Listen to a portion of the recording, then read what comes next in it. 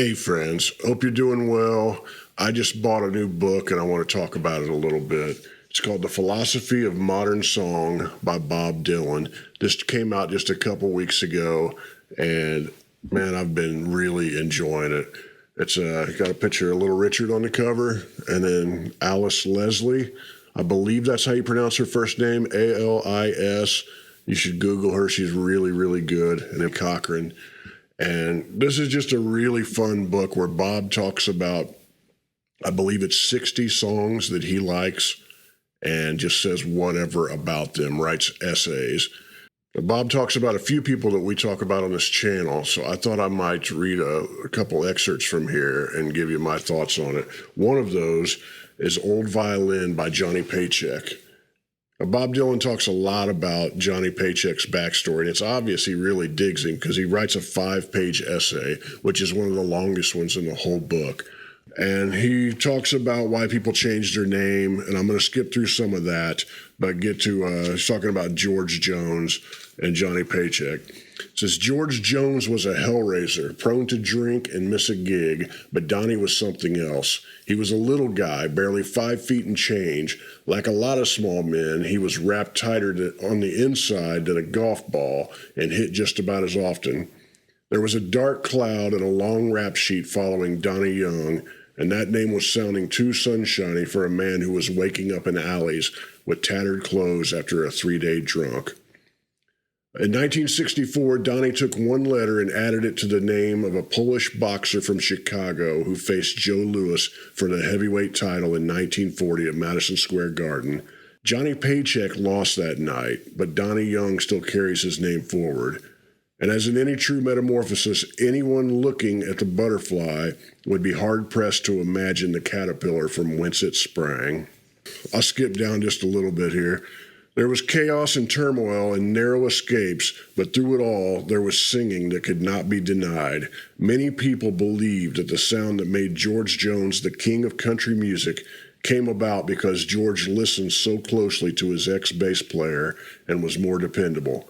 And when a guy who rides his lawnmower to the liquor store because his wife hid the car keys is more dependable, you have a sense of what country music was like at the time. Man, if No-Show Jones is more dependable than you, that's saying something right there. This is Bob Dylan writing about Old Violin. When George Strait covered Old Violin, he said that Johnny Paycheck had written it while waiting for news about his pardon from Ohio Governor Richard Celeste. It's easy to look at the lyric and imagine Johnny in his cell feeling like that old fiddle being set aside, never to be heard again. But songs have a way of getting out. People like George Strait bring them to new audiences, and even better in this case, Johnny also got out.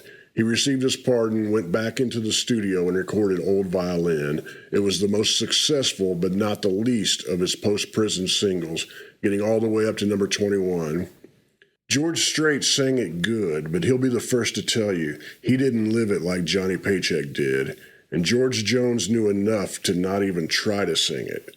Some songs will fight you as hard as a person can. Songs like this can be covered but never really owned by anyone else. If you hear someone else sing it, you might not even stop to listen, but just 2 lines from Paycheck freezes you in your tracks. There's a live version from some country reunion show. Johnny is seated and his girth forces him to hold the guitar in an unusual fashion beneath his knees. He doesn't make eye contact with any of the people around him, instead staring off into the middle distance as he sings with a voice as burnished as the wood and, well, an old violin. No other country singer, Hank, Lefty, Kitty, no one could come close to this performance. He dips down to a low baritone and then goes up into that high tenor that somehow all the years of abuse didn't damage. He insinuates, leans in close to the microphone for a moment of heartfelt recitation, and at one point stops strumming so he can point to the heavens like Babe Ruth signaling Johnny Sylvester's home run before he hits a high note as pure and as clean as a mountain stream. People say that Sinatra was a thug who transformed into a poet when he sang. Frank sang mostly of love and loss. The stakes are higher in this song. It's about life and death. Sometimes when songwriters write from their own lives, the results can be so specific, other people can't connect to them. Putting melodies to diaries doesn't guarantee a heartfelt song. On the other hand, Sinatra has shown us time and again a so-called Moon June song can break your heart over and over. Old Violin is different. The extended metaphor of obsolescence of the final go-round is so vivid, yet so simple. The words are inseparable from Johnny's performance. That knowing the story does not diminish the song at all. We all feel the pathos of the story. This is not always the case. Polio victim Doc Pomus was in a wheelchair at his wedding, watching his bride dance with his mother while he wrote the lyrics to Save the Last Dance for Me. As amazing and heartbreaking as this story is, one can argue that it diminishes it as a song because it takes what used to be a universal message of love and replaces it with a very specific set of images. It's hard to have your own romance supersede Doc's once you know the poignant backstory. This may also be the reason so few songs that were made during the video age went on to become standards. We are locked into someone else's messaging of the lyrics, but miraculously, Old Violin transcends. People thought of Johnny Paycheck as a lost cause, but time and again he proved them wrong. He was just like that old violin, a Stradivarius no less, maybe the one that Paganini played. This is a gallant, generous, and faithful a performance as you'll ever hear. That's Bob Dylan talking about Johnny Paycheck and Old Violin. We used to play poker over at my buddy Andy Reese's house, and he would put on some music sometimes. And I remember he put on some early recordings of Johnny Paycheck, and it was some kind of a compilation. And about 3 or 4 songs in, I remember it just catching me and being floored. It's like, my God, this guy could sing. You know, I knew a lot about Johnny Paycheck and I enjoyed it, but when you sit and listen to someone singing and you know everything is recorded completely live on the floor, you know that that's what's coming out of his voice every single take, what's coming out of his mouth and his body is amazing. I couldn't believe I just said it out loud. I felt like an idiot for pointing out the obvious, but man, Johnny Paycheck could flat out sing. And he could write pretty damn great, too. And to have Bob Dylan stand up and notice, that's a pretty damn great compliment. So I really enjoyed this section here. Bob is talking about Hank Williams' Your Cheating Heart. He riffs a little bit like he's the main character and just pretty much tells off whoever Hank is singing to in Your Cheating Heart. But then he goes on to talk about the actual song, and I think this is really good. Says a song like this will make you examine yourself, all your actions. It is perfectly played and sung.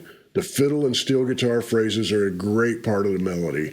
Each phrase goes hand in hand with the voice. This is very hard to do in this day and age. It takes simpatico players and is done with very simple notes of a chord, played with the exact correct intensity that is not alterable.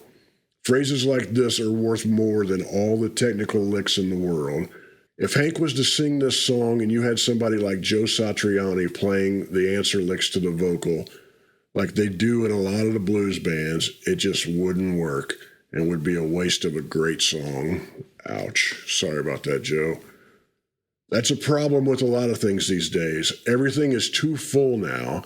We're spoon-fed everything. All songs are about one thing and one thing specifically. There is no shading, no nuance, no mystery. Perhaps this is why music is not a place where people put their dreams at the moment. Dreams suffocate in these airless environs. And it's not just songs, movies, television shows, even clothing and food. Everything is niche marketed and overly fussed with.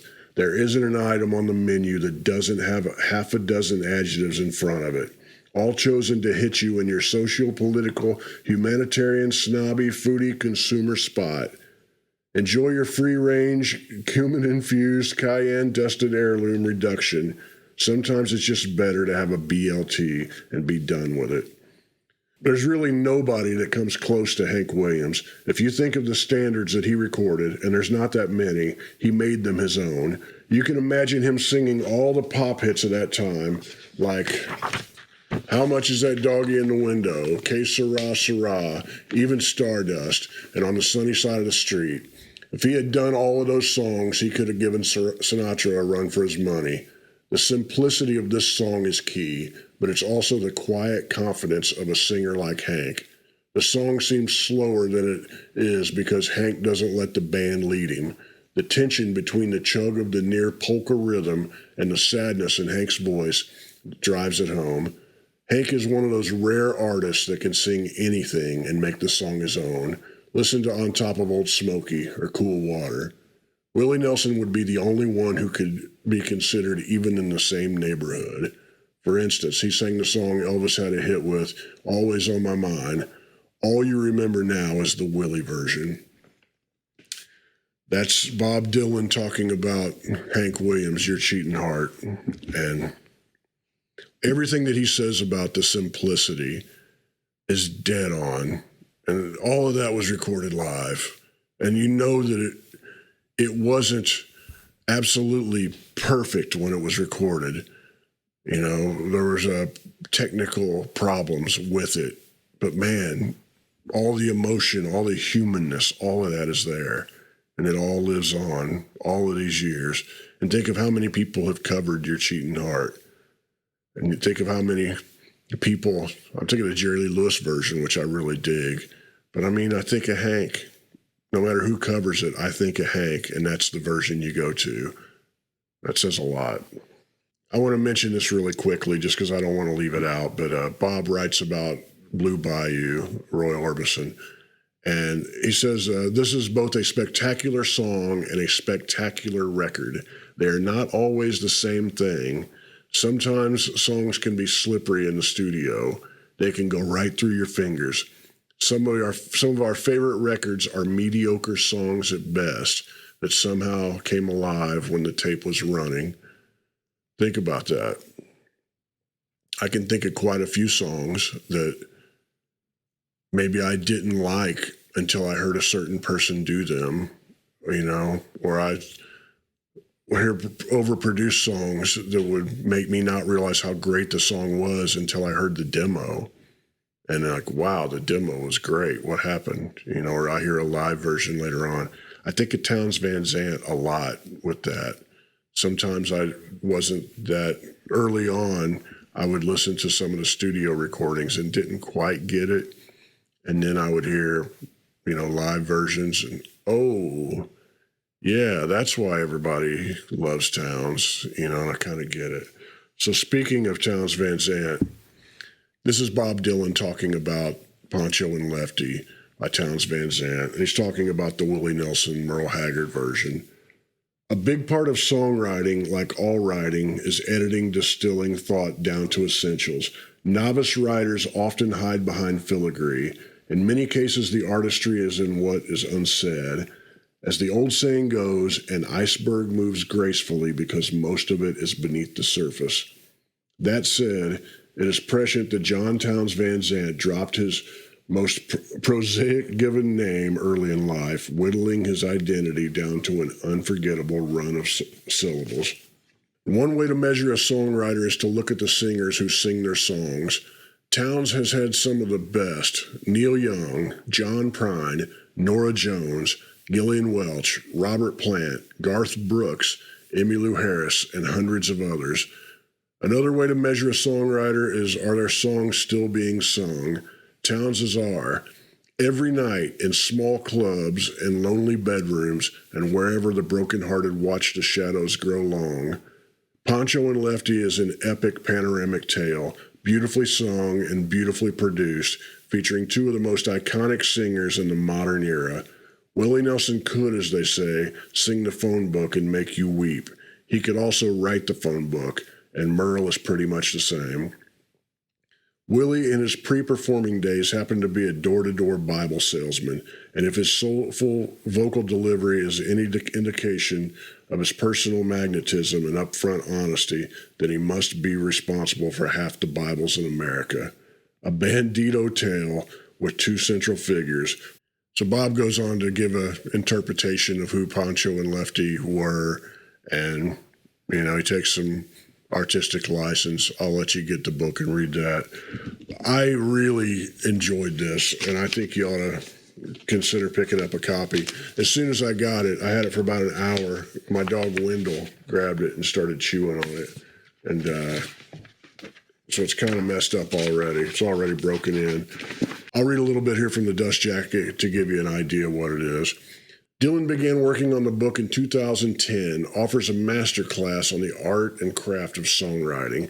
He writes over 60 essays focusing on songs by other artists, spanning from Stephen Foster to Elvis Costello, and in between ranging from Hank Williams to Nina Simone. He analyzes what he calls the trap of easy rhymes, breaks down how the addition of a single syllable can diminish a song, and even explains how bluegrass relates to heavy metal. These essays are written in Dylan's unique prose. They are mysterious and mercurial, poignant and profound, and often laugh out loud funny. And, Bob is one person. He just happens to be one of, if not the greatest songwriter to ever live. But he's one person and he has a point of view, and I enjoy reading that point of view. And I don't know, you ought to pick up a copy, man. I think this is one of those that you have sitting on the end table that you could pick up and get a lot from and reread it. I think Bob got in trouble because there were some autographed copies that weren't actually autographed, and he had to apologize. I really don't know what the backstory is to all of that, but I do know those copies that had the fake autographs are on sale on eBay, and I'll bet you they become really collectible. They're already selling for more than the people paid for them in a lot of cases. So just a little tip there. You might want to pick up one. I get nothing from if you buy this other than, you guys get to read about songs, and we all like to do that. And I am happy I've made it this far without having to say anything about standing on Bob Dylan's coffee table. Maybe you guys can fill that in the comments. We'll see how many people write that before they actually made it to this. Anyway, much love to you guys.